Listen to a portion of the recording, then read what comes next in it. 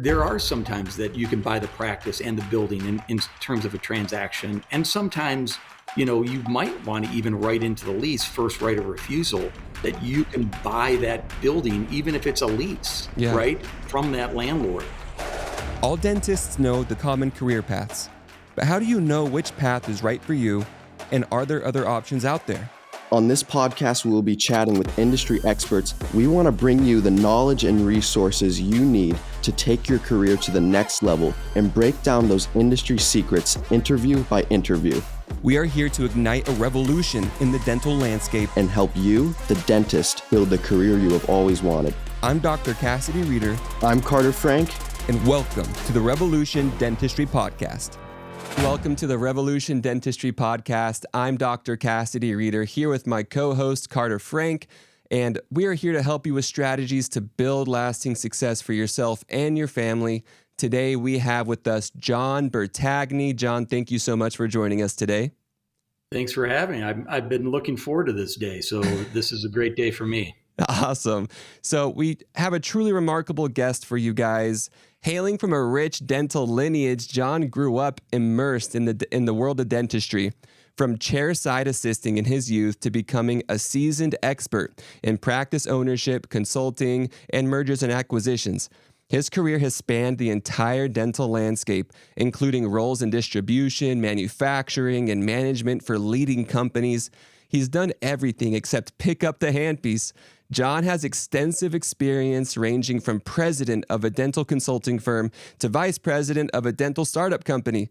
Thanks to his unique insights into the dental industry, we can navigate the complexities of starting or buying a dental practice, ensuring we do it right the first time. So that's what we'll be focusing on today. So whether you're a budding dentist looking to start your journey or an established practitioner considering expansion, get ready for an enlightening conversation with John Bertagni. Thank you, John. Hey, that's great. It makes me seem old. No, seasoned. Well seasoned. Seasoned professional. So, John, do you mind sharing a little bit about how your family's dental background influenced your journey into the dental industry? Yeah. So, Cassidy brought it up on the intro. My dad was a dentist. I have cousins that are dentists, aunts, uncles, dentists. So my whole persona is that dental world, right? And so, and funny enough, I did, child labor laws essentially when I was young, working in my dad's practice, and like he would, have we me won't tell. Yeah, exactly.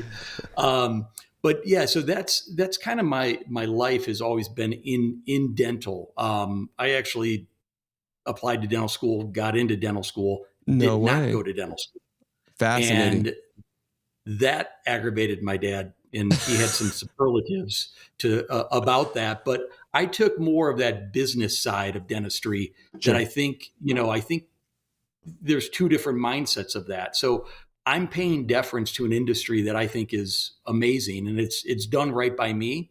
And I think I'm doing right by it through my background, but also playing off of having empathy for that dentist, right? And I actually saw it, Carter, in this world, because when I did own dental practices, and I think we'll get into that, I actually was getting screwed by the people that I thought were my friends or that I thought were giving me good advice. So it's really interesting that you're talking about doing it right the first time. It's about finding those partners early on and, vetting them to make sure they're going to give you the best advice, not what's going to benefit them, but what's going to benefit you as a whole for a long-term relationship. And making sure you have a good trust with your partners to make sure, loyal partners. 100%. Exactly. Absolutely. There are so many things to consider when starting or buying your first practice. Can you discuss the common pitfalls that dentists face when starting or buying a practice, and how can they avoid them? Well, that first time, like fourth years, obviously, they get inundated with real estate people that come to the school. They get inundated with bankers. and what they want, those bankers want, they want to put them in a file saying, hey, I'm going to get these guys at some point, and I'm going to, what a banker does is they sell money, right? Mm-hmm. So they're a salesperson too, right? Right. So ultimately, you need to find that real estate person. You need to find that banker early on to make sure you have enough money to do it. But that real estate person, sometimes now we're seeing some alignment of real estate that they can put you into a space, Mm-hmm. but they also can sell you a practice. Mm. So right there, those people are happy to have you on their side either way. Mm-hmm. So they don't have, hey, I only sell money, so I'm going to sell you money, right? Mm-hmm. Or I only sell practices, so I want you to buy a practice. Mm-hmm. So really, finding those partners that you can trust and really pinpointing where you want to work, right? Right. Like the average dentist stays in a space for 17.5 years, Right. right? So like they're there for a long time. Pick where you want to live and pick where you want to work, Mm-hmm. right? Mm-hmm. That's an important piece that a lot of people don't think about. Right. And so that's finding those partners early, finding the ones that are trustworthy, Mm-hmm. and just know that those bankers are going to kind of slide your name around to the equipment guy, to the computer guy, so they're going to like hold you as, I'm not going to say hostage, but they're going to hold your name as something of value to their network. Yeah. Just like dentists have a network of endodontists, periodontists, and oral surgeons that they say is my network and I trust them. Yeah.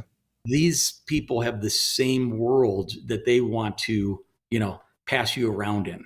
You actually mentioned something very interesting that I feel is pretty unique, or at least that I haven't heard all that often, is when you're searching for a practice, you mentioned also the real estate, and I feel like, that's something that us on our podcast, we're trying to shed more light on as well, is that real estate component and the value of it when combining that with practice ownership.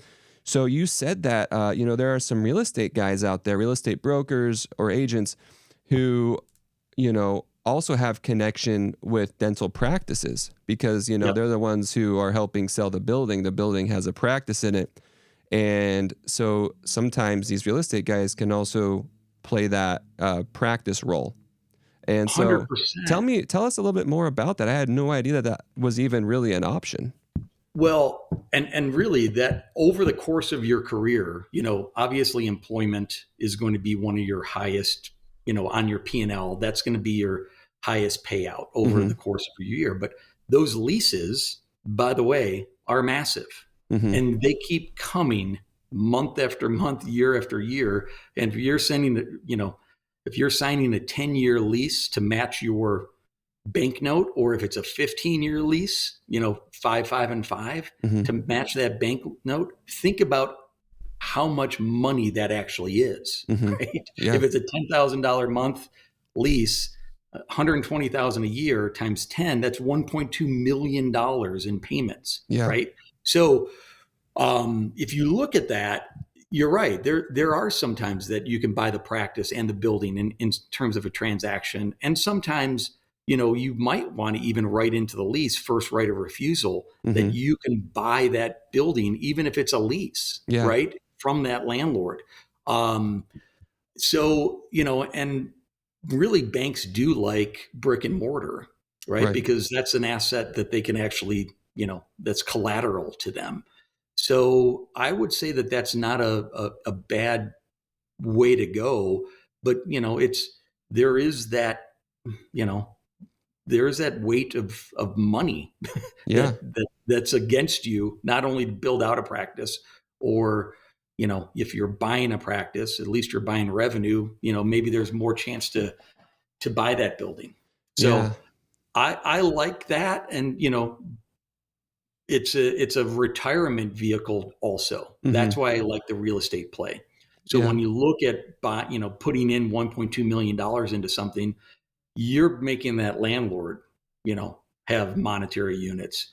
Why not have you have those monetary units? So in the course of your career, you should look to owning that real estate. You It know, makes sense. yeah, and correct me if I'm wrong, but if you are buying real estate on its own, right? You're just buying real Mhm. estate like on its own without a loan to also purchase a practice along with it. If you're Yeah. just buying the real estate, you have to a lot of times put a pretty hefty down payment down on that real estate. Yeah. However, if you're buying a practice along with that real estate, or if you're acquiring a loan to build out a practice inside of that real estate along with the real estate, then a lot of banks, they're willing to give you the loan for both in one, but Yep. it takes away that down payment from the real estate side, and you're able to acquire that real estate in a lot more favorable way when also doing it combined with the practice. Am I correct on that, or am I missing something? You are correct. There's nuances to it, and everyone's a little bit different, but you're not far off on that, that the general idea.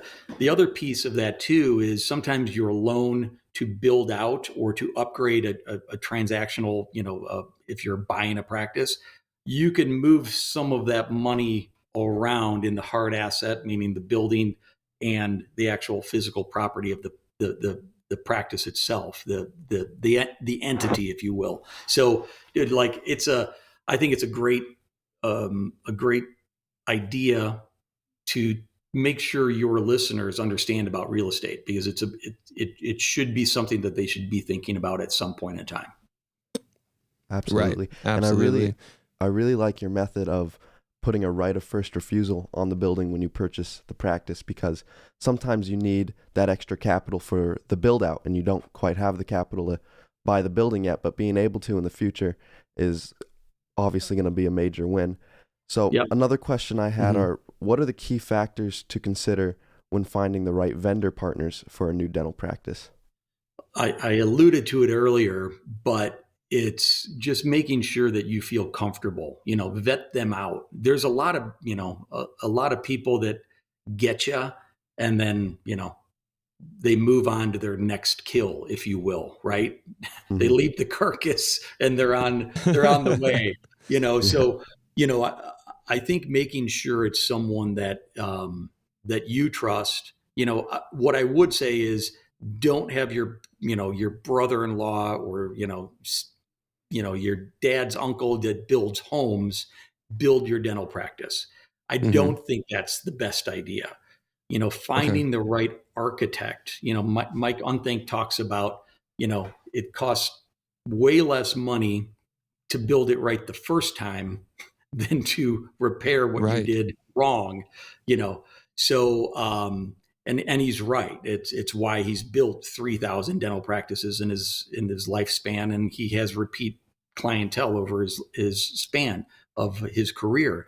But you know don't cut corners on IKEA cabinets in the operatory. Don't By the way, dude, I helped someone do that, and it's a nightmare. Oh, um no. it was Oh not no. my choice by any stretch. But so when you think of that, build this for a long time frame.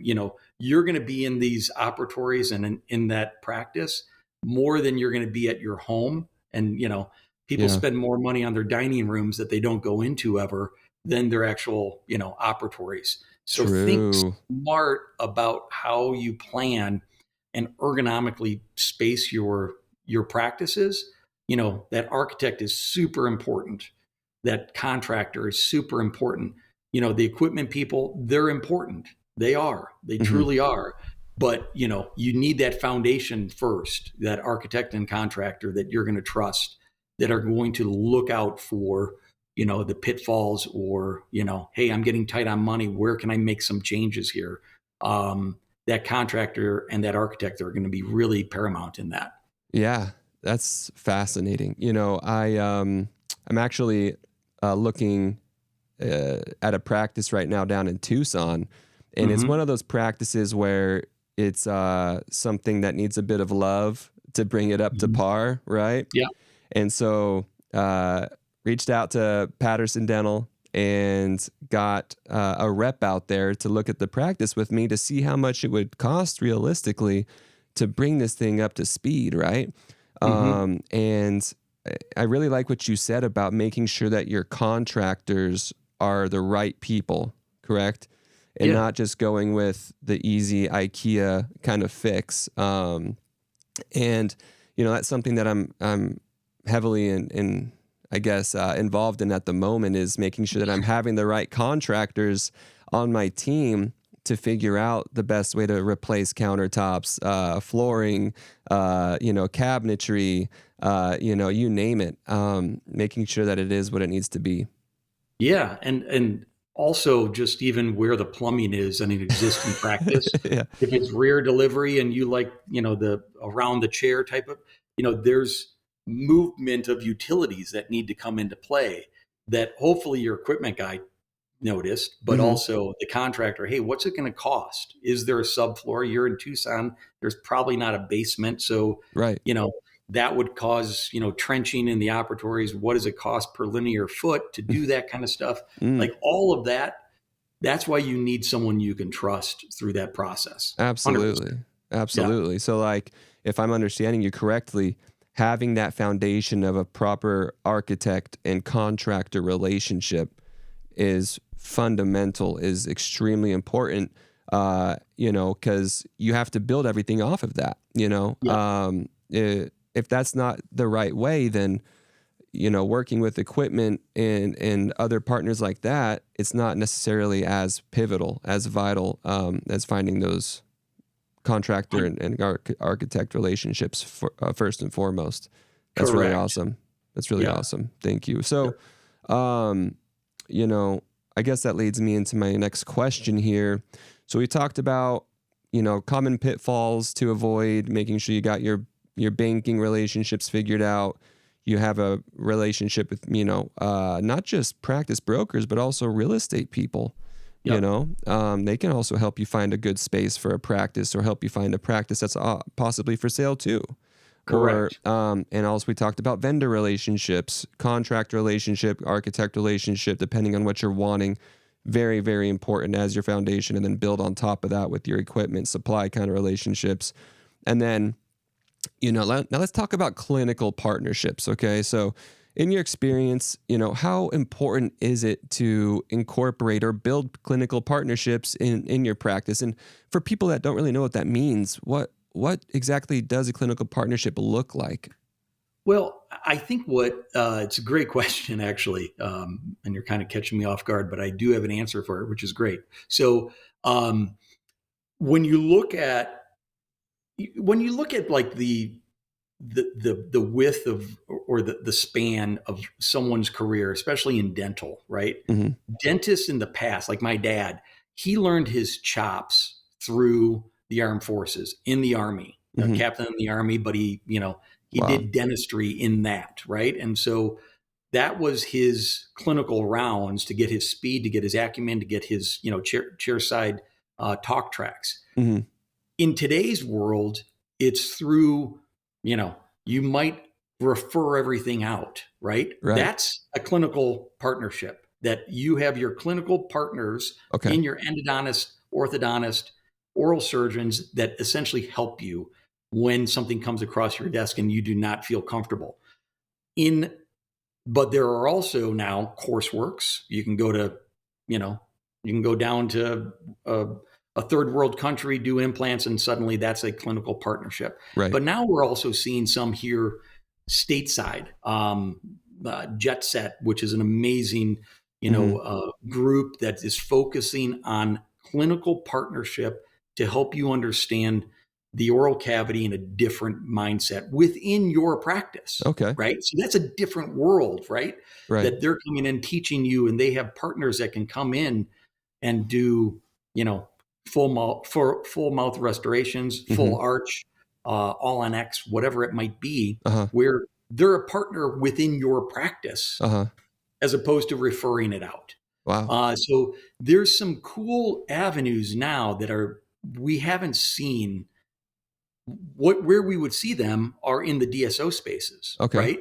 Because they would be able to refer out, and they had that kind of comforting embrace around you. Uh-huh. There's some that are now doing this even as an adjunctive to your practice, which is fantastic. And I Wow. think it's beyond the fact of your the guy that sends you the poinsettia during Christmas, the oral surgeon, Yeah, right? exactly. Like it's nicer to keep that revenue in house through a clinical partnership with that. I think you need all of them, Hmm. but I love where this channel is going these days. Yeah, I mean, just thinking about it, the value, it sounds incredible for, a general dentist office to, have a partner come in that Yep. is able to do these all on X cases in the general dentistry office, right?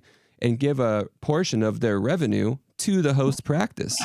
That sounds like an 100%. incredible clinical partnership opportunity, because not only is the general dentist receiving revenue from these all on X cases in their practice, they're also able to learn firsthand from the surgeon doing them in their office. Yeah. So they could eventually be that person and have that mentorship to get to that point where they're also comfortable doing those arches themselves. So yeah, I mean, that's an incredible model. So, moving on to another topic, automation is transforming many industries. I actually walked into a store not too long ago, and there wasn't even a front desk person there anymore. It was just a panel that you click on things, which is pretty cool. But anyway, it's transforming many industries, including dentistry. What process do you believe should be automated in a dental practice to improve efficiency? Um, this I have very strong sentiment on, and it's a great question.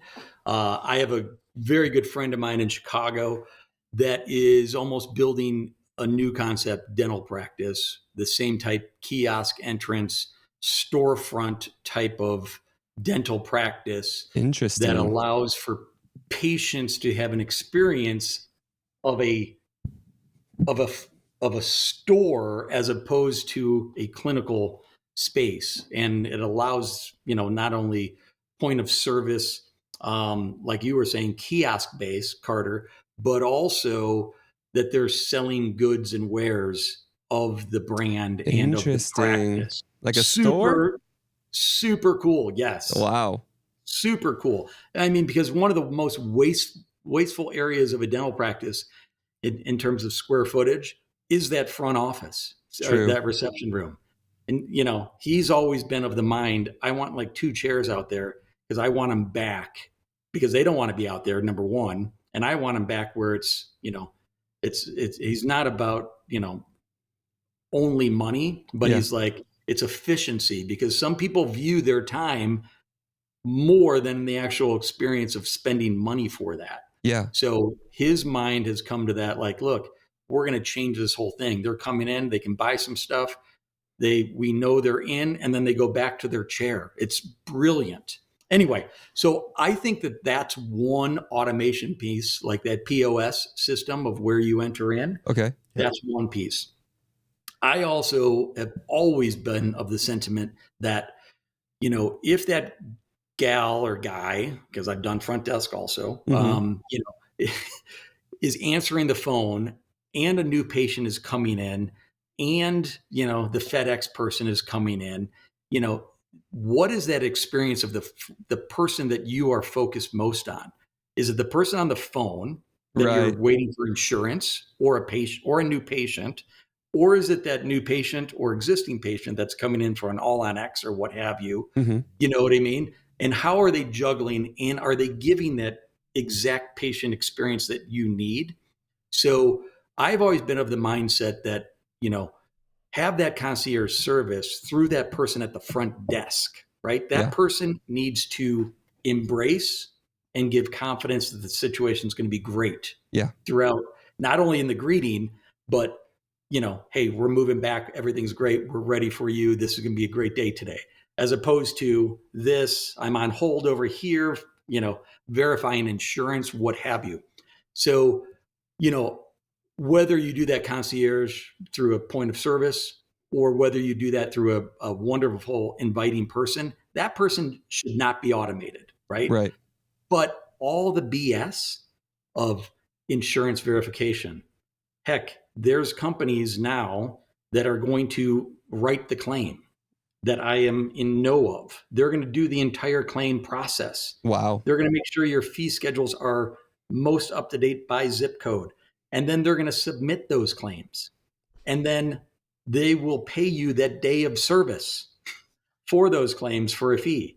So that Wow. whole idea of this, everyone's into this RCM world, right? Right. Dude, RCM goes out the window with something like this because the claim is perfect. And guess what? I'm not saying that we're replacing the gal that was doing insurance verification all day or calling back on insurance claims because they were incorrect, right? Right. Let's deploy them into something else. Let's Interesting. deploy Yeah. them into something else, or that can allow a practice to expand, Yeah. right? Yeah. Absolutely. And so I think there's automation in that space. We obviously see automation in the lab work and the workflow, which I think is mind blowing. That now you're not waiting 2 weeks or 10 days for a crown; it's being done right there. Mhm. And not only crowns, you could do full arches in a span of a workflow at a practice. So that reallocation of whether it's human capital going to equipment capital Mhm. that allows that experience for that patient, I think that's going to be that next wave of people being able to, all dentists being able to do that. And quite frankly, if I'm the consumer, that's the type of thing that I want, Yeah. right? Because I value my time, Yes. Absolutely. right? I feel like, this concept is so interesting, and I can tell that you're passionate about it. Yeah. The automation of systems. So, do you have like a recommendation for that type of company that you were mentioning that can help with claims and streamline that process? Yeah, I mean, there's a couple different ones that are out there that are coming out, and there's one that I've been following that I'll share with your listeners once it's ready to fully There you go. go out. Because I want to make sure it's vetted 100%, but it's coming down the pipe, and you guys will be the first to know. There How's you that? go. Awesome. You guys got it. Appreciate it. So it's important, I suppose, Once to again, that's just me being that person, making sure that I'm not going to give bad information, right? That's true. Exactly. I don't want to be that guy. But like you mentioned, a lot of these systems and automations are going to become more mainstream. A lot of these Yep. systems and automations, they might not be super common at this point in time, but they will be eventually. And I'm going to refer back to another guest that we had, Gary Bird, referring to his belief that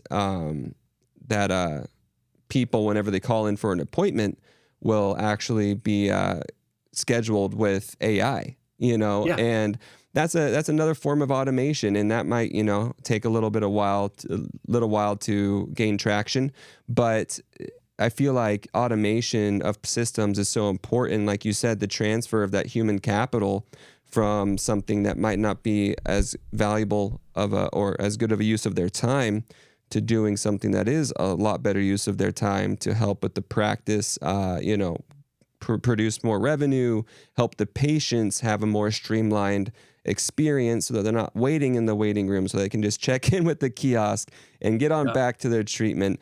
It's all very fascinating. I really appreciate you mentioning you bring that up of that automation of phone. Mm-hmm. There's systems now that AI is talking to AI, right? So in this world of credentialing or actually waiting for insurance verification, they have built a system that is calling, United Healthcare. Wow. United Healthcare, it's two people, they're two bots talking to one another. That's the craziest thing. That's so crazy. That's mind blowing. But it's not a person, and they're getting the data that they need. And, there's, or if it is a human in a different part of the world, they can hear dialect and Oh they can yeah. change to that particular language and Accent. dialect, Yeah. which is crazy. It's amazing. Wow. So it's That's what's like, exciting to me, because it should be, dental should be in the same space of technology, right. not only from equipment side of thing and the clinical side, but it should be for the whole experience in my mind. Absolutely. If you are going to make me talk to an AI, I'll just give you an AI to talk to your AI. Right. How do you even know you're talking to me right now? That's true. You might have some really great software on there.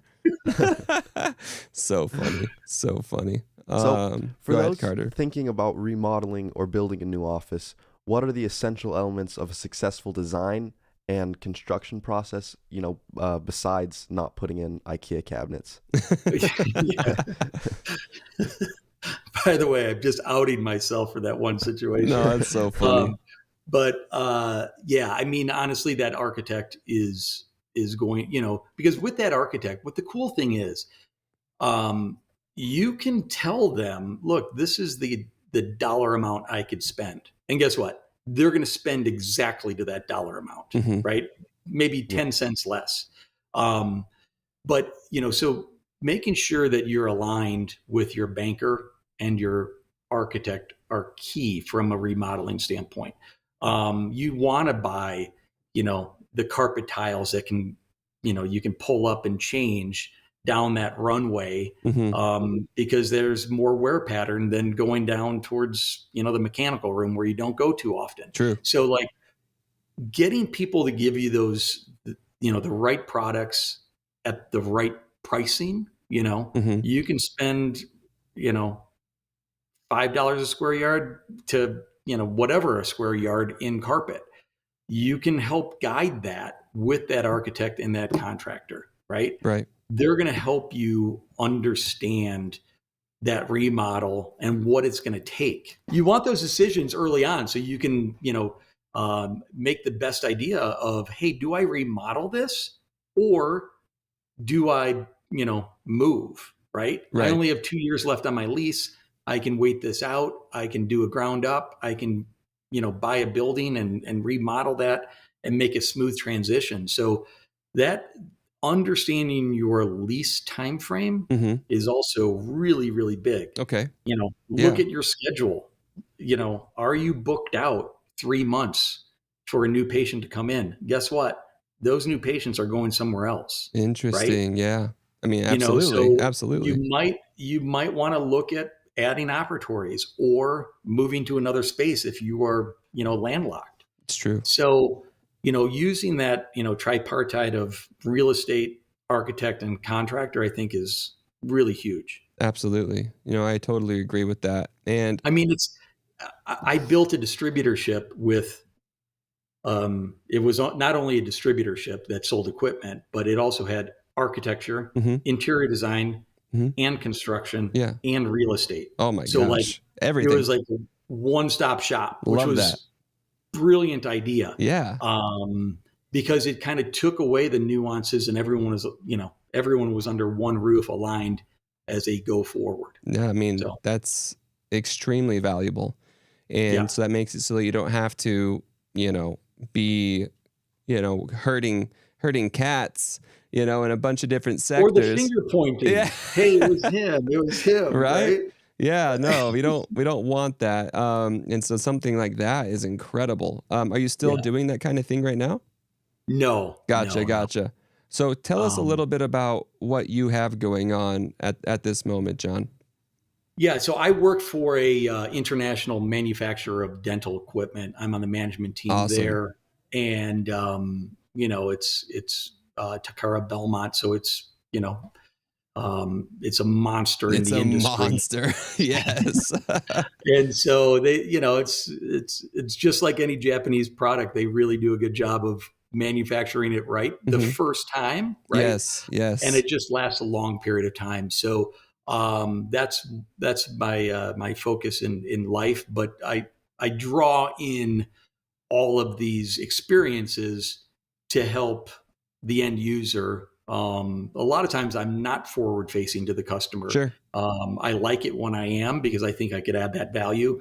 But all those experiences help me build that story for the end user to make sure that, they're going down the right path. Absolutely. And, based on all of your experience, I mean, no wonder they wanted you. I mean, the amount of experience that you've brought and that you've gained is incredible. So lastly, what advice would you give to a young dentist embarking, on their first practice venture to ensure they build a solid foundation for success? I know that we've already, covered a lot, but is there just like one last thing that you haven't mentioned or that you think, people should really focus on? I think you brought it up earlier, Mm-hmm. and we talked about it. I think that clinical alignment, Yeah. finding that right clinical alignment company or beacon that could help them down that path. Mm-hmm. Money doesn't solve everything, but it's always nice to have it, Right. right? Right. So, finding someone that could help build a clinical pathway that can give some experience and not only experience but expertise Mm-hmm. that can lead to a foundation of a practice. Those clinical alignments are key, I believe, that young dentists should be looking at.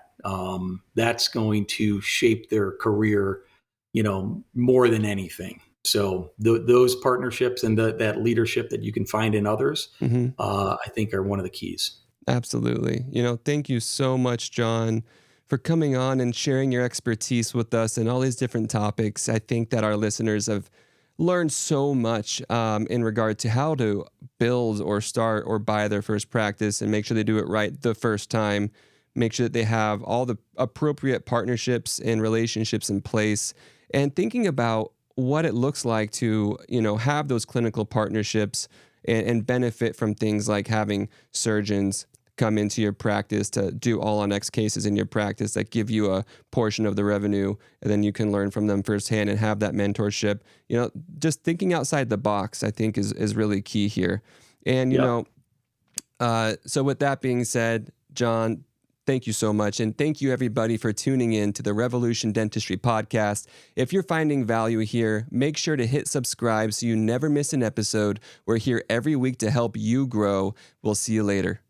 Thank you. Thank you, Thank John. you. Hey guys, so if you wanted to reach out to John Bertagni for any questions regarding whatever we spoke about today, starting your practice or buying a new one, or mentorship opportunities or partnership opportunities for practice ownership that John will be having coming up here soon, he gave me the permission to give his contact information out. So you can reach him at 303-718-1204. Or you can reach him at johnbertagni@gmail.com. John, John, Bertagni, B as in boy, ERTAGNI @gmail.com. I thank you guys so much.